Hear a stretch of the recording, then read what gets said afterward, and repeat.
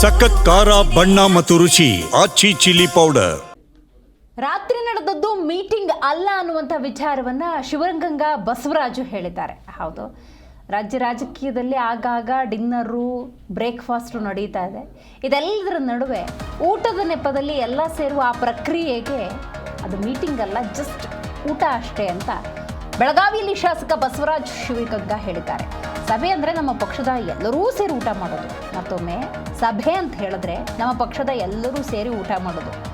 ಯಾವುದು ರಾಜಕೀಯ ಇಲ್ಲ, ಮುಚ್ಚಿಟ್ಟು ಮಾಡೋದಿಲ್ಲ. ಏನೇ ಮಾಡೋದಾದರೂ ಕೂಡ ಡಿ ಕೆ ಶಿವಕುಮಾರ್ ಅವ್ರಿಗೆ ಟೈಮು ಅಂತ ಬರುತ್ತೆ, ಅಂದರೆ ಒಂದು ಒಳ್ಳೆ ಕಾಲ ಅನ್ನೋದು ಬರುತ್ತೆ. ನಾನು ಜನವರಿಲಿ ಮಾತಾಡ್ತೀನಿ ಅಂತ ಬೆಳಗಾವಿಯಲ್ಲಿ ಶಾಸಕ ಬಸವರಾಜ್ ಶಿವಗಂಗಾ ಹೇಳಿದ್ದಾರೆ.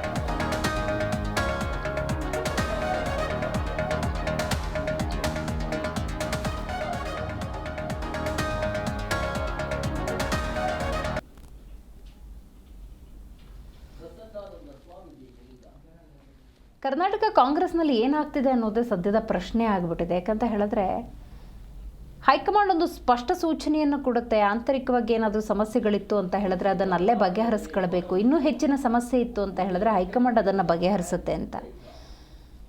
ಆ ಸಂದರ್ಭದಲ್ಲಿ ಸಿದ್ದರಾಮಯ್ಯನವ್ರ ಮನೆಗೆ ಡಿ ಕೆ ಶಿವಕುಮಾರ್ ಅವರ ಮನೆಗೆ ಸಿದ್ದರಾಮಯ್ಯನವರು ಹೋಗಿ ಪರಿಸ್ಥಿತಿ ಎಲ್ಲ ಕೂಡ ತಿಳಿಯಾಗಿದೆ ಅಂತ ಹೇಳುವ ಪ್ರಯತ್ನವನ್ನು ಮಾಡಿದ್ರು ಕೂಡ ಅಧಿವೇಶನದ ಸಂದರ್ಭದಲ್ಲಿ ಮತ್ತದೇ ಕುರ್ಚಿಯ ವಿಚಾರ ಬರ್ತಾ ಇದೆ. ಅಧಿವೇಶನದಲ್ಲಿ ಚರ್ಚೆಯಾಗಬೇಕಾಗಿದ್ದು ಇದೇ ಶಾಸಕರು ನೋಡಿ, ಇಲ್ಲಿ ಯಾರೆಲ್ಲ ಮಾತಾಡ್ತಾ ಇದ್ದಾರೆ ಅವರೆಲ್ಲ ಮಾತಾಡ್ತಾ ಇರಬೇಕಾಗಿದ್ದು ಉತ್ತರ ಕರ್ನಾಟಕದ ಸಮಸ್ಯೆಗಳನ್ನು. ಅದನ್ನು ಬಿಟ್ಟು ಈ ಅಧಿವೇಶನವನ್ನು ಕೂಡ ನೋಡಿ ಅದೆಷ್ಟರ ಮಟ್ಟಿಗೆ ಈ ಕುರ್ಚಿ ಕದನ ಆಪೋಷಣ ತೆಗೆದುಕೊಳ್ತಾ ಇದೆ. ಮತ್ತೊಂದು ಬ್ರೇಕಿಂಗ್ ಅಪ್ಡೇಟ್, ಎಲ್ಲವೂ ಸೆಟಲ್ ಆಗಿದೆ. ಯತೀಂದ್ರ ಹೇಳಿಕೆ ವಿಚಾರಕ್ಕೆ ಸಂಬಂಧಪಟ್ಟಂತೆ ಯತೀಂದ್ರ ವಿರುದ್ಧ ಬಸವರಾಜು ಶಿವಗಂಗಾ ವಾಗ್ದಾಳಿ ನಡೆಸಿದ್ದಾರೆ. ಯತೀಂದ್ರ ಅವರಿಗೆ ನಮ್ಮ ಹೈಕಮಾಂಡ್ ಏನಾದರೂ ಹೇಳಿದೆಯಾ? ನಾನು MLA, ನನಗೂ CM ಮಾಡೋ ಓಟಿದೆ, ನನಗಿಲ್ಲದ ಮಾಹಿತಿ MLCಗೆ ಅದು ಹೇಗೆ ಸಿಗುತ್ತೆ ಅಂತ ಯತೀಂದ್ರ ವಿರುದ್ಧ ಬಸವರಾಜ್ ಶಿವಗಂಗಾ ತೀವ್ರ ರೀತಿಯಲ್ಲಿ ವಾಗ್ದಾಳಿಯನ್ನು ನಡೆಸಿದ್ದಾರೆ.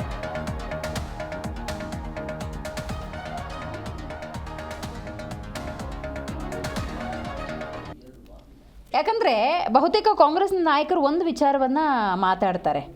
ಅದರಲ್ಲೂ ಸಿದ್ದರಾಮಯ್ಯನವರು ಮತ್ತು ಅವರ ಬಣದವರು, ಏನು ಕುರ್ಚಿ ಖಾಲಿ ಇದೆಯಾ? ಕುರ್ಚಿ ಖಾಲಿ ಇದ್ದರೆ ಕುರ್ಚಿ ಬಗ್ಗೆ ಮಾತಾಡಿ, ಮುಖ್ಯಮಂತ್ರಿ ಸ್ಥಾನದಲ್ಲಿ ಈಗ ಸಿದ್ದರಾಮಯ್ಯನವರು ಇದ್ದಾರಲ್ಲ ಅನ್ನುವಂಥ ಹಲವು ಹೇಳಿಕೆಗಳನ್ನು ಕೊಟ್ಟಿದ್ದಾರೆ. ನೋಡಿ, ಅದಕ್ಕೂ ಕೂಡ ಶಾಸಕ ಬಸವರಾಜ್ ಶಿವಗಂಗಾ ಮಾತಾಡಿದ್ದಾರೆ. ಕುರ್ಚಿ ಖಾಲಿ ಇದೆಯಾ ಅಂತ ಜನವರಿಗೆ ಮಾತಾಡ್ತೀನಿ ಅಂತ ಹೇಳಿದ್ದಾರೆ. ರೈಟ್, ನೋಡಿ, ಅಧಿವೇಶನ ಆಗಬೇಕು. ಬೆಳಗಾವಿಯಲ್ಲಿ ಈ ಚಳಿಗಾಲದ ಅಧಿವೇಶನ ಮಾಡೋದಕ್ಕೊಂದು ಮೀನಿಂಗ್ ಇದೆ.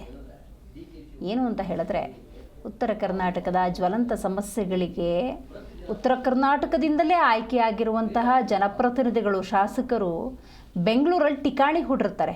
ಕಡೇ ಪಕ್ಷ ಈ 10 ದಿವಸ ಆದರೂ ಕೂಡ ಆ ಉತ್ತರ ಕರ್ನಾಟಕದ ಸಮಸ್ಯೆಗಳಿಗೆ ಸ್ಪಂದಿಸಲಿ, ಧ್ವನಿ ಏರಿಸಲಿ, ಸಮಸ್ಯೆಗೆ ಸೂಕ್ತ ಪರಿಹಾರವನ್ನು ಕಂಡುಕೊಳ್ಳಿ ಅನ್ನುವಂಥ ಸದುದ್ದೇಶ ಕೂಡ ಈ ಕುರ್ಚಿ ಕದನದಲ್ಲಿ ಆಪೋಷಣ ಆಗೋಗಿದೆ.